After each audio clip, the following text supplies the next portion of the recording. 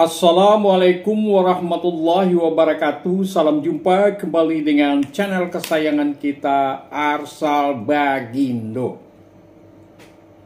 Bismillahirrahmanirrahim. Alhamdulillahirabbil alamin. Wassalatu wassalamu ala asrafil anbiya'i wal mursalin wa ala alihi rasulillahi ajmain. Amma ba'd.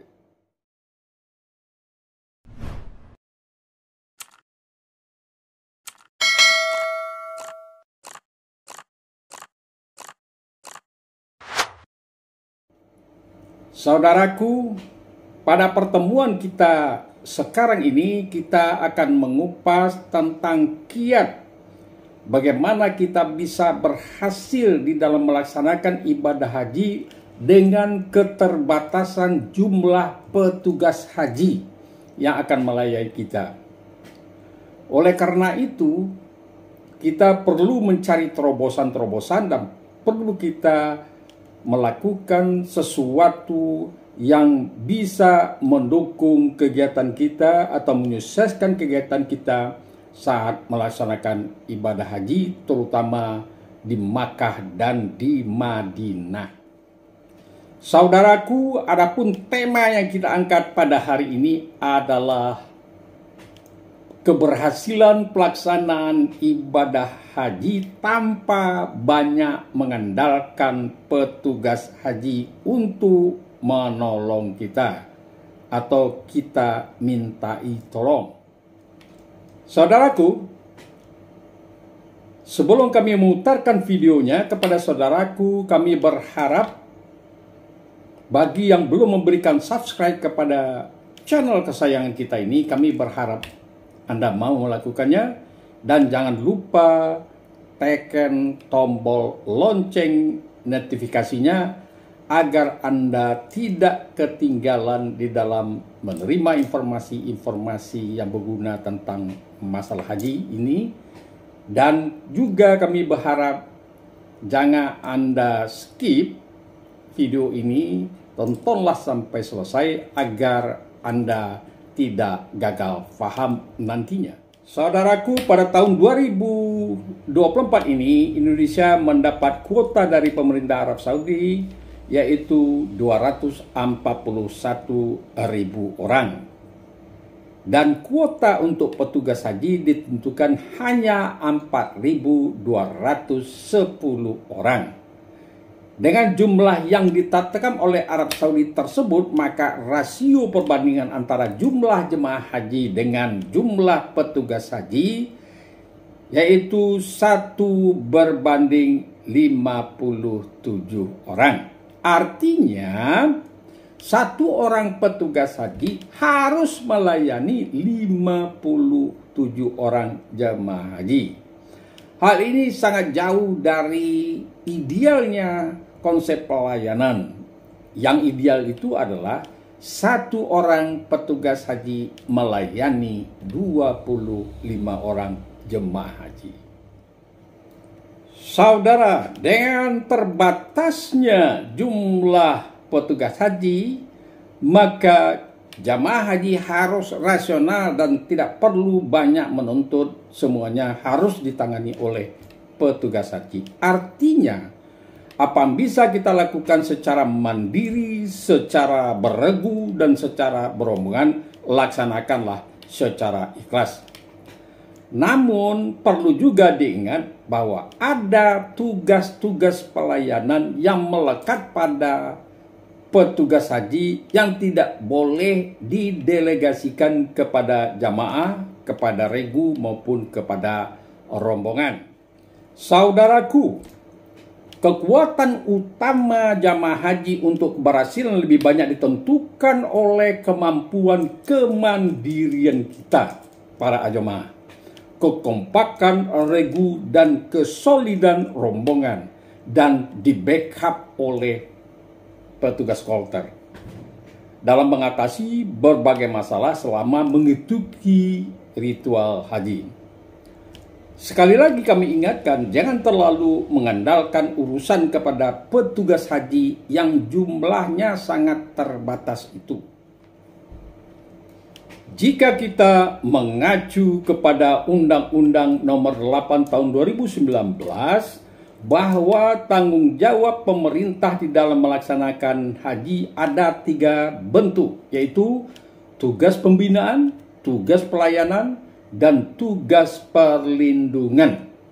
Semua tugas-tugas tersebut dilakukan oleh Kemenak dan Kemenkes dan ditambah dengan petugas haji yang diseleksi atau direkrut secara ketat dari masyarakat.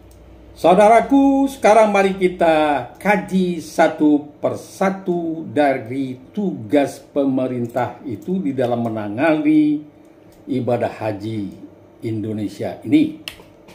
Yang pertama adalah tugas pembinaan, mulai dari manasik, menghadirkan petugas yang akan menangani masalah dan pembinaan, juga menyediakan atau menghadirkan petugas yang menangani bimbingan selama prosesi perjalanan dan pelaksanaan ibadah haji sampai kembali ke tanah air. Hal ini diistilahkan sebagai pembimbing kloter. Tugas yang kedua yaitu tugas pelayanan, yaitu pelayanan administrasi mulai dari pendaftaran hingga pelunasan.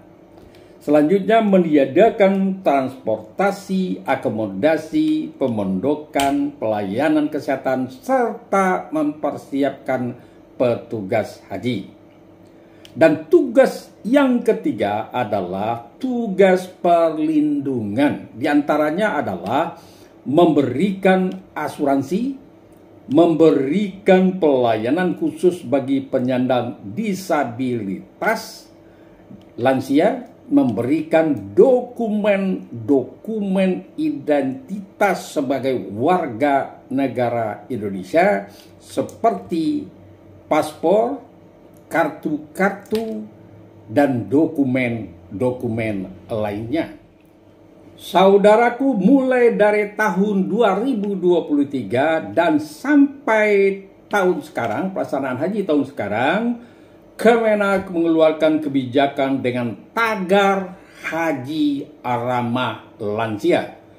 Sebuah konsep penyelenggaraan haji dengan menghadirkan pelayanan terbaik dan pengabdian yang ikhlas kepada tamu-tamu Allah di tanah suci melalui petugas haji yang diseleksi dengan ketat.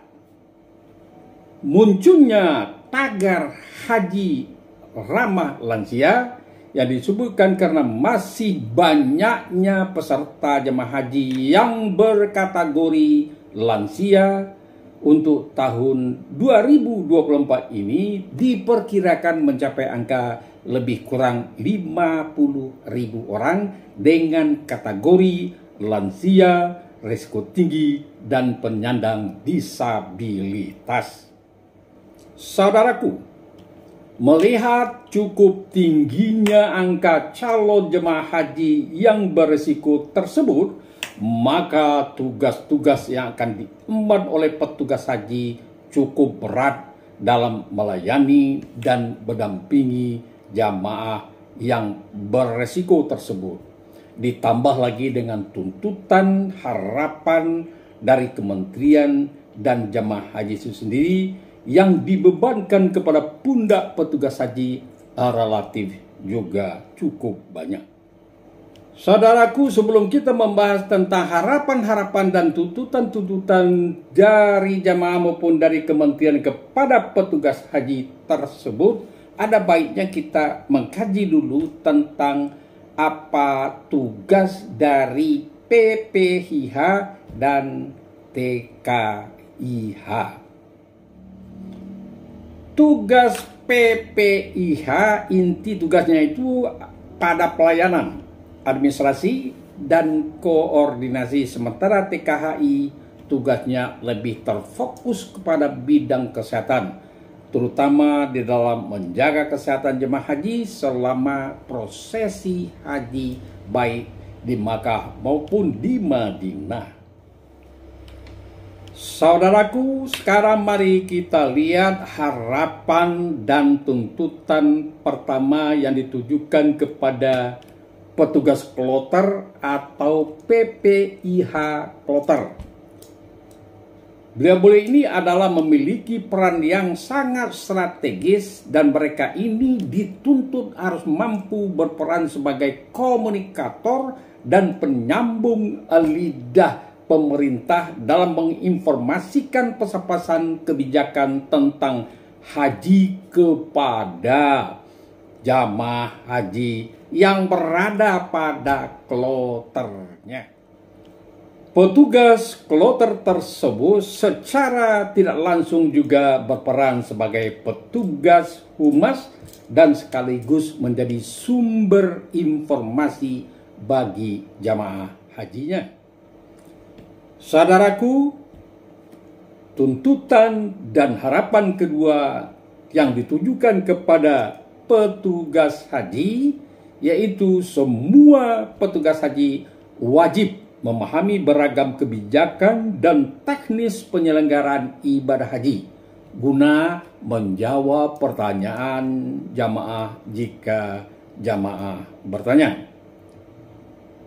Tuntutan yang ketiga adalah semua petugas haji diminta harus meluruskan niatnya serta mewakafkan dirinya sebagai pelayan bagi tamu-tamu Allah pada musim haji dan melayani jemaah seolah-olah melayani orang tua sendiri atau melayani keluarga sendiri. Sementara yang keempat, mengingat petugas haji itu menggemban tugas besar dan suci dengan rangkaian ibadah yang cukup panjang, maka dibutuhkan tenaga ekstra. Namun perlu diingat, petugas haji harus juga menjaga kondisinya jangan sampai kelelahan, dan jika kelelahan berarti kesehatannya drop. Jika kesehatannya drop juga akan mempengaruhi nantinya kepada pelayanan kepada jemaah haji. Yang kelima, beban lain yang disandarkan kepada petugas haji yaitu di samping mendampingi jamaah haji juga wajib menjaga nama baik bangsa dan negara yang harus tercermin di dalam pelayanan terbaik dan profesional. Tuntutan dan harapan keenam yang ditujukan kepada petugas haji yaitu para petugas haji harus tertanam di dalam dirinya, dia adalah orang-orang pilihan yang dipercaya melayani jemaah haji. Maka dalam menjalankan tugasnya berikanlah yang terbaik. Saudaraku, harapan dan tuntutan yang cukup berat yaitu harapan buat tenaga TKHI yang ditugasi melayani kesehatan lansia, agar melayani dengan ikhlas seakan-akan melayani orang tua sendiri, terutama saat mendampingi aktivitas harian beliau-beliau itu seperti beribadah, makan dan minum, mandi, ganti baju, membersihkan kotoran, menaikkan ke kursi roda dan mendorongnya, dan kapan perlu menggendong hingga membopong naik turun kendaraan. Saudara, tuntutan yang ke-8 dan harapan yang ke-8 terutama ditujukan kepada petugas haji yang khusus melayani lansia. Dalam hal melayani lansia, penyandang disabilitas, lakukanlah dengan sentuhan kasih sayang, dan begitu juga petugas lain yang bukan petugas lansia. Dan yang ke-9 yang tidak kalah pentingnya adalah semua petugas haji harus melakukan sinergitas dan kolaborasi antar bidang di PPHIA dan TKHIA, mulai dari bidang bimbingan ibadah, konsumsi, transportasi, akomodasi, perlindungan jemaah, dan media center, serta yang tidak kalah beratnya adalah kesehatan haji. Oke, saudaraku, mengingat tuntutan dan beban tugas serta jumlah petugas haji yang terbatas, maka berdasarkan pengalaman kami melaksanakan ibadah haji pada tahun 2023 yang lalu, dapat kami laporkan bahwa kami dapat melaksanakan ritual haji dengan baik tanpa selalu mengandalkan kepada petugas haji dalam berbagai urusan, baik itu dalam ibadah maupun di dalam hal-hal lain. Kami menyadari dengan terbatasnya jumlah petugas haji, maka kami memperkuat regu dan rombongan dan menjadikannya sebagai sebuah keluarga besar yang mana di dalamnya tercipta kerjasama, saling peduli, saling menjaga kebersihan dan keamanan, yang intinya adalah kebersamaan yang solid dengan menjauhkan sifat ego masing-masing dan mengedepankan kepentingan bersama. Saudaraku, semua yang kami sebutkan di atas tadi bisa tercipta jika para ketua regu dan ketua rombongannya proaktif. Proaktif adalah kata kuncinya. Kebersamaan itu harus diciptakan sejak dari tanah air, mulai dari pembentukan regu dan memilih ketua regu yang tinggi kepeduliannya. Sebagai catatan, usahakanlah anggota regu dengan ketua regu ada memiliki hubungan keluarga, minimal hubungan satu daerah atau satu kampung. Saudaraku, untuk memilih ketua regu, pilihlah orang-orang yang rendah hati dengan tingkat kepeduliannya yang tinggi. Dan selanjutnya, saudaraku, penggabungan 4 regu menjadi satu rombongan biasanya ditentukan oleh KBIAHU masing-masing. Setelah terbentuk rombongan, maka lakukanlah komunikasi secara intensif yang dipimpin oleh ketua rombongan. Oleh karena itu, usulkanlah ketua rombongan agar dipilih dari orang-orang yang sabar, rendah hati, yang penting sekali adalah pernah memimpin organisasi di tengah-tengah masyarakat. Saudaraku, untuk mendukung itu, kita punya harapan kepada panitia yang ada di Makkah dan di Madinah, yaitu di dalam penempatan rombongan di hotel agar tidak dipisah-pisah dan diusahakan dalam satu lantai untuk mempermudah komunikasi dan koordinasi. Saudaraku, kami tidak menafikan pelayanan petugas haji baik di Makkah maupun di Madinah. Pelayanan yang mau tidak mau harus melibatkan petugas haji, antara lain adalah masalah kesehatan. Masalah kesehatan ini tidak bisa diatasi oleh regu atau rombongan. Selanjutnya, pengurusan imigrasi dan barang-barang di airport. Setelah itu, penyediaan transportasi darat dari Jeddah ke Mekah, dari Makkah ke Madinah, dari Makkah ke Arafah, Musdalifah, Mina, dan Kabri ke Mekah, dan dari airport Madinah ke Madinah, dan dari Madinah ke Mekah. Dan semua itu adalah butuh pelayanan yang disediakan oleh petugas haji. Itu tidak bisa diambil alih oleh rombongan maupun regu. Saudaraku, hal lain yang kita butuhkan dari pelayanan petugas haji terutama di Madinah, yaitu kita tidak bisa melepaskan diri ya dari petugas haji yang ada di Madinah, terutama untuk berkunjung ke Raudah.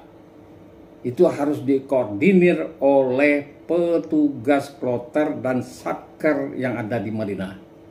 Yang kedua adalah melaksanakan city tour di Madinah.